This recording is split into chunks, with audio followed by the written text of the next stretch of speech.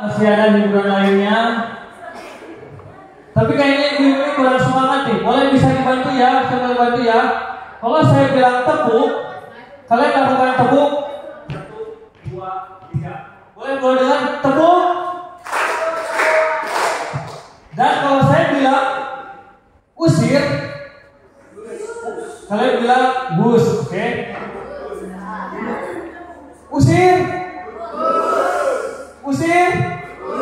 Oke, tepuk. Usir. Busnya kurang keras kalau nggak dikeluarkan dari sini ya. Tepuk. Usir. Mantap, sekali lagi. Tepuk. Usir. Tepuk tangan buat kalian semua, terima kasih. Jadi tepuk usir itu bisa kalian gunakan kalau kalian kadang kucing-kucing masih di rumah. Tepuk, usir. Pas usir kan biasanya kucing langsung apa lo? Waduh, bus, apa lo berani? Gitu. Nah itu nanti bisa digunakan untuk tepuk usir ya. Jadi sebelum masuk ke acara lainnya, saya itu cuma pengen cerita sedikit sih. Mungkin bukan keresahannya, tapi ke rasa gitu ya. Karena tepat pada ulang tahun Agustus tahun lalu, ada beberapa lomba yang melekat ke dalam ingatan saya ini. Lombanya itu ada lomba dewa kan. Kita itu berkelompok dan itu hal pertama bagi saya untuk lomba gitu ya, untuk lomba dewa. Tapi ada yang bikin saya deg-degan itu karena di kelompok saya itu ada Bu Nuraini. Terus Bu Nuraini itu ya di mata saya itu dari sudut pandang saya dia cerita aja, Bu Nuraini sangat berwibawa di mata saya itu bijaksana. Dari jalannya juga anggun, cara bicaranya anggun, jangan ke situ. Nah, dan ketika saya sama Bu Nuraini itu saya kaget banget. Ternyata ketika latihan demo, Bu Nuraini itu sangat atraktif, agresif, berorientasi pelayanan, harmonis, kompeten, dan yang pastinya apa? Bangga melayani. Soalnya ya, karena pernah waktu itu tuh saya lihat buat, saya bilang itu dewa atau apa gitu. Jadi kasusnya beliau itu lagi ada di ruangan sendiri. Saking antusiasnya beliau untuk memenangkan lomba itu ya, bisa sekali. Saya masuklah dari pintu itu, masuklah saya. Bu Eni, lagi bawa apa kamu? Ayo kita latihan demo. Bukan anak bapak. Nah, pas demo itu Ibu Neri memang atraktifnya anggun banget. Mulailah langsung tepatlah jadi pas ketika kita ceritanya udah latihan, udah berjago lah, udah pro. Mulailah pas perangnya waktu lomba. Tepatlah kita waktu itu ada di kelompok 9, Ibu masih ingat ya? Sakit saya mendengar Ibu bilang itu. Pas tepatlah di hari lomba, kita ngumpul kan, yang namanya hero pasti mereka kan, melingkar. Tepat banget, Bu Nuraini itu ada di samping saya. Mama Dero pegangan tangan kan, pas tangan Bu Nuraini pegang tangan saya gini, aku udah lemah duluan.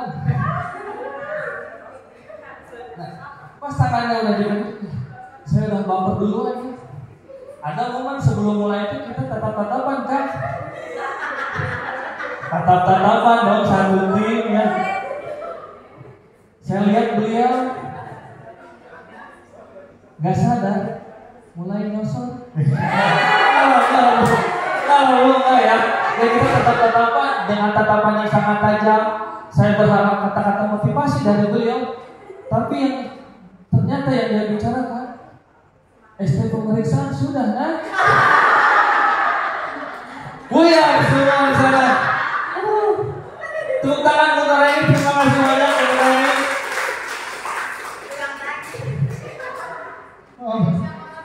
Sebenarnya dari lomba itu masih ada satu sosok lagi. Dan menurut saya itu yang paling buruk lah, mencolok gitu. Nah, tapi dia itu bukan mencolok di bagian dalamnya menurut saya. Dia itu ada satu ruangan sama saya begitu. Berikan tepuk tangan untuk Bu Lili. Kalian pengen tahu nggak Bu Lili itu ya? Kalau kalian harus tahu nih, Bu Lili itu datang selalu pagi-pagi. Misalkan ada apel pagi datang, dia malam minggunya udah ada di kantor.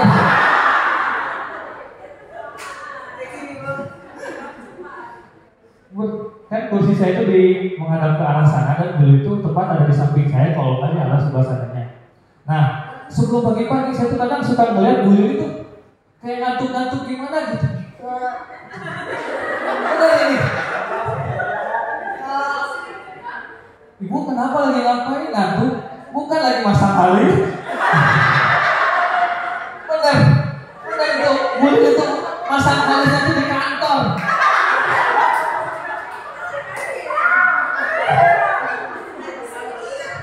Pernah satu hari dia datang pakai halis kok. Bu kenapa pakai halis? Dia udah dibikinin Papa Adel. Papa Adel udah bisa bikin halis. Salut saya. Lagi nih, kalian tuh harus kalian tahu ya, Bu Lili itu kalau melihat HP itu udah kayak emak-emak banget lah. Yang gini kan? Ini wajar, semua orang hampir kayak gitu kan. Ya udah, tapi Bu Lili beda. Bu Lili jarak sedekat apapun pasti, coba kalian perhatiin, Bu Lili itu pasti kayak gitu. Padahal layar dekat tapi dia gini. Tapi dia enggak. Aduh. Itulah, tapi kita sangat senang sekali ada Bu Lili di ruangannya. Jadi ada unsur keibuan itu kita rasakan oleh orang-orang tadi yang mengenasi anak. Ada tepuk tangan buat Bu Lili.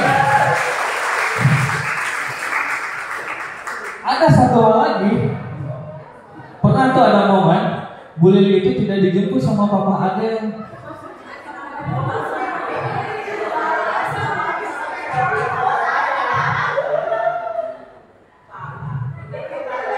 Dia bilang ke saya, "Ando, bawa pulang anterin aku Jo ini."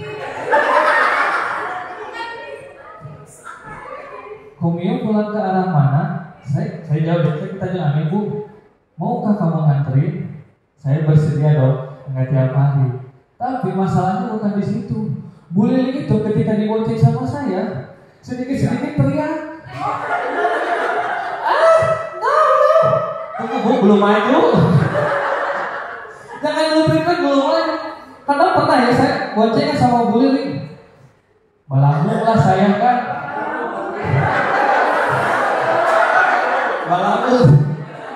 Melambung motor lah saya kan. Mobil di sana masih jauh, tapi Bu Lili udah teriak dari kantor. Terima kasih Bu Lili, tepuk tangan buat Bu Lili. Ini saya di sini pengen nyobain salah satu keresahan saya tentang menikah. Tepuk tangan yang sudah menikah. Ambil semua dong.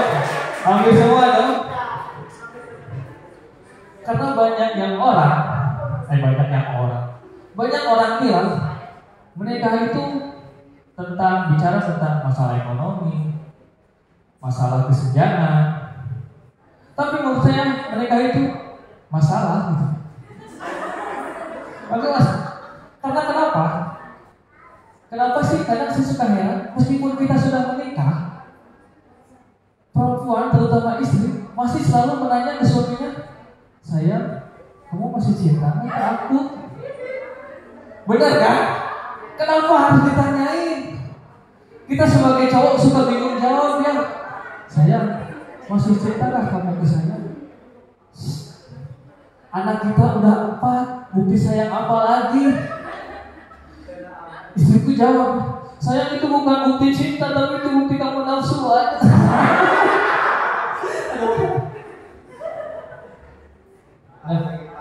Ya, ternyata begitulah susah-susahnya menikah ya.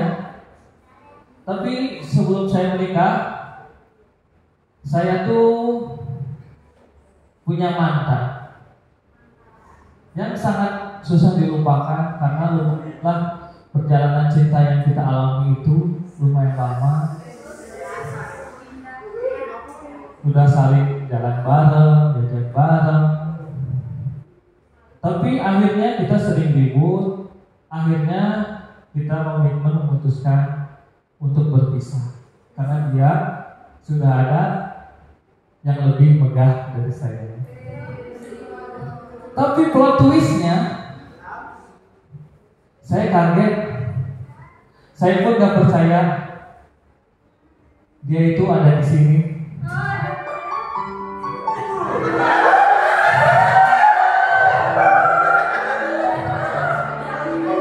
Sakit sih, apalagi kalau dengar suaranya.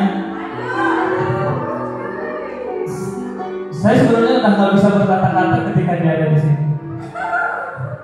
Tapi semoga dia bisa memberikan kata-kata terakhirnya di sini. Boleh ikut nyanyi juga. Dan saya harap dia bahagia ketika meskipun tanpa saya.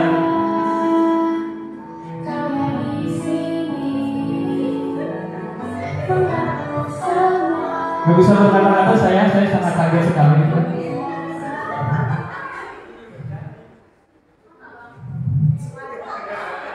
Yakin dia ada di sini kok. Tuh ya, cinta.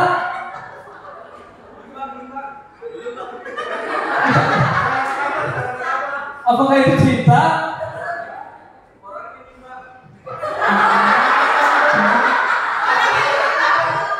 Apa? Oh, cintanya lagi nimbang ini. Wah, ini cinta lalu mengkhianat 2 kali.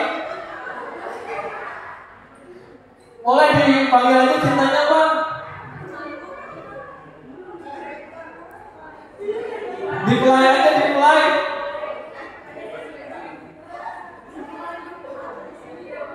Kangen banget. Wah, cinta? Kok gitu doang sih? Kangen lihat mata kamu yang bikin tenang. Ini kamu kenapa? Kangen senyum kamu yang bikin hangat. Kangen obrolan kita yang bikin lupa waktu. Bahkan aku kangen momen-momen kecil.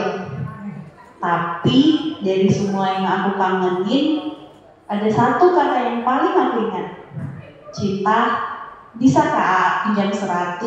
Wah, kurang ajar kau cinta. Tutup kali kamu itu. Aku kesini cuma mau ucapin terima kasih sudah jadi bagian dari hidupku.